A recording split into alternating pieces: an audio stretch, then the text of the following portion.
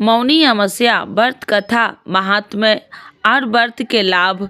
मौनी अमावस्या व्रत कथा पूजा विधि और महात्म्य की बात पुराणों में बताई गई है। ऐसी मान्यता है कि और इस व्रत को करने से सुहाग, सौभाग्य और समृद्धि की प्राप्ति होती है। मौनी अमावस्या व्रत इस साल 9 फरवरी को है और इस बार व्रत के साथ महोदय योग का महासंयोग भी बना है। आइए जानते हैं मौनी अमावस्या पर व्रत पूजा की विधि और कथा। मौनी अमावस्या व्रत हर साल माघ मास की अमावस्या तिथि को किया जाता है।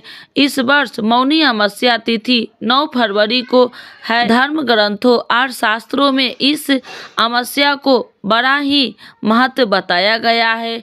इस पर यह भी मान्यता है कि मौनी अमावस्या के दिन अगर महोदय नामक योग बन जाए तो यह और भी लाभप्रदाय और कल्याणकारी हो जाता है। इस व्रत को करने से पितृ संतुष्ट और प्रसन्न होते हैं और घर में सुख, समृद्धि और संतति की वृद्धि होती है। आइए जानते हैं मौनी अमावस्या कथा, महत्व और मौनी अमावस्या व्रत विधि और लाभ। मौनी अमावस्या व्रत विधि। मौनी अमावस्या अपने नाम के अनुसार मौन और साधना का व्रत है।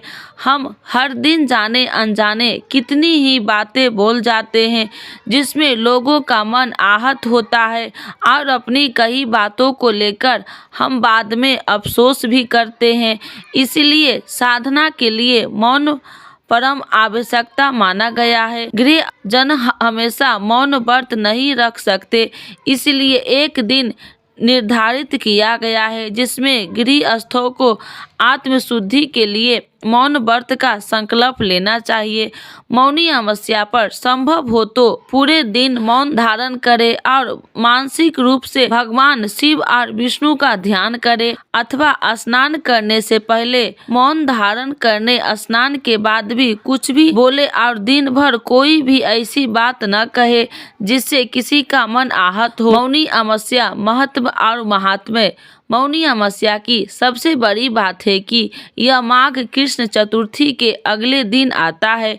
माघ कृष्ण चतुर्थी की शिव जी का विवाह माता पार्वती से तथ्य हुआ था और अगले दिन मुनियों और देवी देवताओं ने शिव की साधना के लिए उनकी उपासना की थी।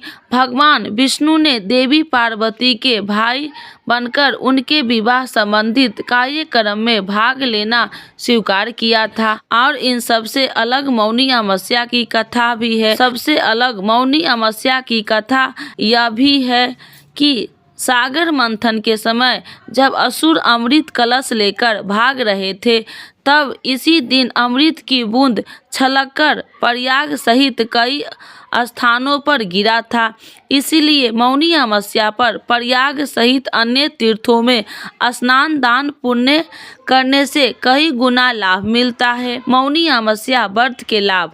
माघ मास में तिल, ऊनी वस्त्र, घी का दान बहुत ही पुण्यदायी होता है। इसीलिए मौनी अमावस्या पर इन वस्तुओं का दान जरूर करना चाहिए। यह जरूरी नहीं कि आप बहुत दान करें, लेकिन अपनी श्रद्धा और क्षमता के अनुसार थोड़ा भी आप कर सकते हैं। इससे भगवान शिव की कृपा प्राप्त होती है और व्यक्ति मृत्यु पश्चात उत्तम लोक में स्थान पाता है। व्यक्ति मुनि पदों को प्राप्त करता है।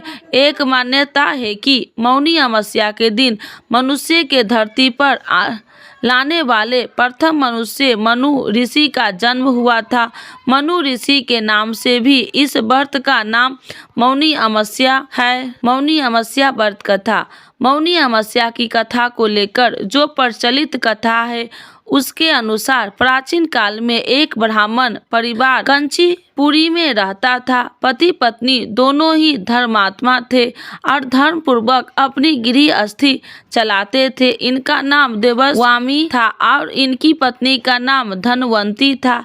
इनके 7 पुत्र थे और एक मात्र पुत्री थी जिसका नाम गुणवती थी। जब गुणवती सयानी हुई तो और वह देवस्वामी ने धनवंती से कहा कि पुत्री के विवाह के लिए अब वर देखना चाहिए। ब्राह्मण ने अपने छोटे पुत्र को बहन गुणवती की कुंडली दे दी और कहा कि ज्योतिष से इनकी कुंडली दिखा लाओ जिसमें गुणवती के विवाह की बात आगे चले। ज्योतिष कन्या की कुंडली दिखाई। उसने बताया कि विवाह होते ही कन्या विधवा हो जाएगी।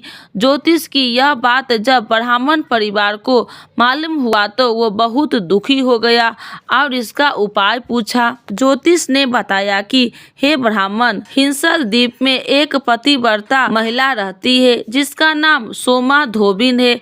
यदि कन्या की शादी से पहले शोभा आपके घर आकर पूजन करे और अपना आशीर्वाद दे तो यह दोष दूर हो जाएगा। ब्राह्मण ने अपनी पुत्री गुणवती को अपने सबसे छोटे पुत्र के साथ द्वीप भेज दिया और दोनों भाई बहन सागर किनारे पहुंचकर उससे पार करने के बारे में विचार करने लगा। जब समुद्र को पार करने का कोई रास्ता नहीं मिला तो दोनों भूखे प्यासे एक पीपल वृक्ष के नीचे आराम करने लगे। पेड़ पर घोंसले एक गिद्ध का परिवार रहता था। उस समय घोंसले में सिर्फ गिद्ध के बच्चे थे। वह सुबह से भाई बहन की बातें और क्रियाकलापों को देख रहे थे। शाम के समय जब गिद्ध की माता बच्चे के लिए भोजन लेकर घोंसले में आए तो बच्चे ने पेड़ के नीचे लेटे भाई बहन की कहानी माता को बताई। उनकी बातें सुनकर गिद्ध की माता को दोनों भाई बहन दया आई और बच्चे को कहने से उसने कहा कि तुम लोग अब चिंता मत करो, इन्हें सागर पार करवा दूंगी। बच्चे ने माता की बात सुनकर खुशी खुशी भोजन ग्रहण किया। गिद्ध की माता बच्चे को भोजन करवाकर दोनों भाई बहन के पास आई और बोली कि मैं आपकी समस्याओं को जान लिया हूँ, आप चिंता मत कीजिए, आपकी समस्या का निदान मैं कर दूंगी और आपको शोभा धोबिन के पास पहुंचा दूंगी। गिद्ध की बात को सुनकर दोनों भाई बहन का मन आनंदित हो गया और उन्होंने वन में मौजूद कंद मूल को खाकर रात काट ली।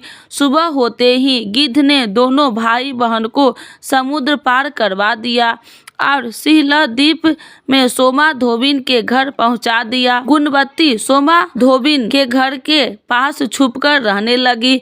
हर दिन सुबह होने से पहले गुणवती शोभा का घर लिपा दिया करती थी। एक दिन शोभा ने अपनी बहुओं से पूछा कि प्रतिदिन सुबह हमारा घर कौन लिपता है। बहुओं ने प्रशंसा के लोभ से कहा कि हमारे अलावा यह काम और कौन करेगा, लेकिन सोमा को बहुओं की बात पर भरोसा नहीं हुआ और वह यह जानने के लिए पूरी रात जागती रही कौन है जो हर दिन सूर्योदय से पहले घर लीप जाता है।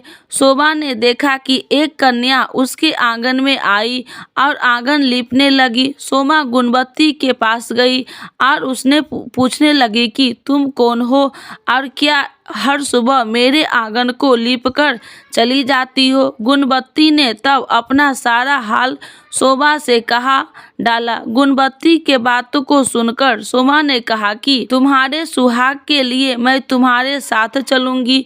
शोभा ने ब्राह्मण के घर आकर पूजा किया, लेकिन विधि का विधान कौन टाल सकता है। गुणवती का विवाह होते ही उसके पति की मृत्यु हो गई। तब शोभा ने अपनी सभी पुण्य गुणवती को दान कर दिया। शोभा के पुण्य से गुणवती का पति जीवित हो गया, लेकिन पुण्य की कमी से शोभा की पति और बेटे की मृत्यु हो गई। लेकिन शोभा ने अपना घर छोड़ने से पहले बहुओं से कह दिया था कि मेरे लौटने से पहले अगर मेरे पति और बेटे को कुछ हुआ तो उनके शरीर को संभाल कर रखना। बहुओं ने सास की आज्ञा को मानकर सभी के शरीर से संभाल कर रखा। उधर शोभा के द्वीप लौटने हुए रास्ते में पीपल के वृक्ष छाया में विष्णु की पूजा कर 108 बार पीपल की परिक्रमा की। इसके पुण्य के प्रभाव से शोभा के घर लौटते ही उसके पति और बेटे फिर से जीवित हो गए। इसीलिए मौनी अमावस्या के व्रत करने वाले व्रतियों को यह कथा सुनकर पीपल की 108 बार परिक्रमा करनी चाहिए और भगवान विष्णु की सहित शिव जी की पूजा भी करनी चाहिए। बोलिए विष्णु भगवान की जय, शिव जी की जय।